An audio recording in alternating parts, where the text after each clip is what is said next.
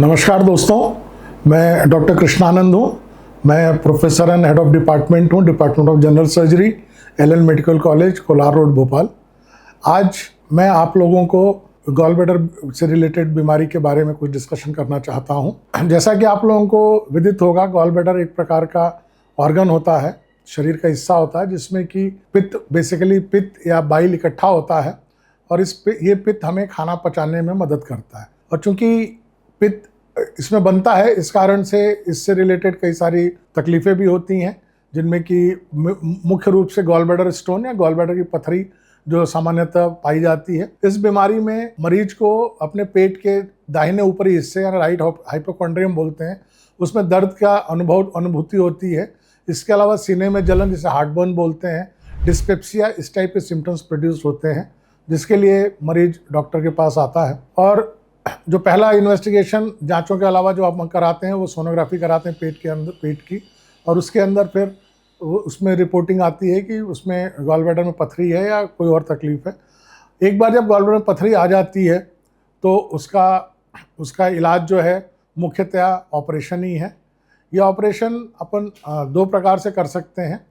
उससे पहले gall bladder के विभिन्न तरीके के प्रकार होते हैं, जैसे cholesterol stone, mix type stones, biliary stones, ये अलग अलग प्रकार के स्टोन्स होते हैं।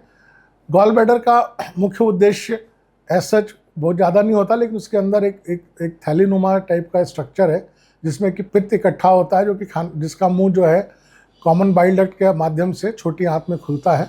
और जब भी अपन कोई तेलीय चीज़ें जैसे कि नॉन वेजिटेरियन या कोई पूरी सब्जी या इस टाइप की खाने का सेवन करते हैं, तो इसमें से पित्त निकल करके और ये अपने को खाना पचाने में मदद करता है। इसमें ठीक होने में मेनली मरीज को 2 या 3 दिन लग सकते हैं, और टाँके 8 से 10 दिन के बीच में अपन काट देते हैं और मरीज पूर्णतः ठीक हो जाता है। अब इस ऑपरेशन के नहीं कराने के क्या लक्षण हो सकते हैं, क्यों कराना चाहिए? एक तो क्या है कि गॉल ब्लैडर किसी भी तरीके से गलता नहीं है, ये दिन पर दिन बढ़ता जाता है।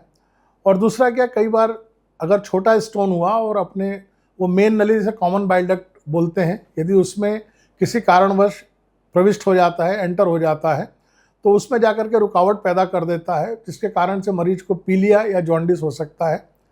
इस केस में पेशेंट को अत्यधिक पेन होता है, और अगर बहुत दिनों तक रखा जाए तो शरीर में खुजली और दूसरी प्रकार की प्रॉब्लम होने लगती हैं। और उस कंडीशन में फिर अपने को पहले ERCP करके पहले CBD का स्टोन निकालना पड़ता है, उसके बाद गॉल ब्लैडर की सर्जरी करनी होती है।